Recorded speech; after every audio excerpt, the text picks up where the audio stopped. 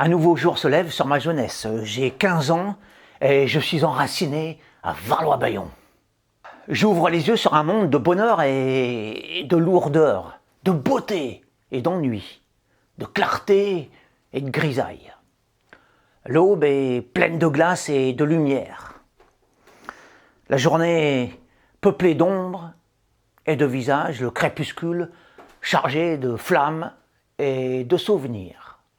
Alors, les heures sont cruciales, mais trop jeune encore pour en mesurer la portée, je ne m'en rends pas vraiment compte. J'ai l'âge de l'insouciance et le cœur de l'idéaliste. Je me trouve au centre de l'univers, mais n'en ai nullement conscience. Sans le savoir, je vis la genèse d'une éternité. Alors, sous les nuages éblouissants de ce village banal, des ailes prolongent mes bras. Je deviens un oiseau des espaces oniriques et me perds dans les hauteurs de mon être. Tout s'éclaire, tout s'élargit, tout prend une dimension verticale. En pleine nuit, je fouille les poubelles de la pharmacie d'en face et de quelques-uns des voisins de la rue.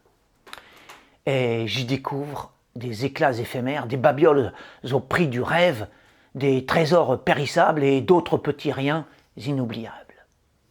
J'entrevois des étoiles au fond de ces ordures.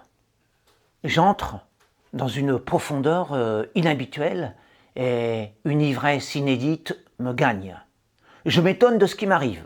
Là, au bord des sacs éventrés, débordant de détritus à 3 heures du matin. L'aventure est statique, mais fulgurante. C'est l'odyssée de l'esprit qui s'éveille, l'itinéraire brillant de l'âme qui entame son chemin mythique. Les déchets étalés par terre me montrent une réalité cachée, insolite, riche, palpitante. Face à ces immondices colorés et multiformes, je m'émerveille comme un ange. Curieux, enchanté, je me sens léger devant ce tas d'étranges diamants. Cette exploration nocturne des rebuts ménagers du voisinage déclenche en moi la fièvre de l'or. Je me surprends à être heureux.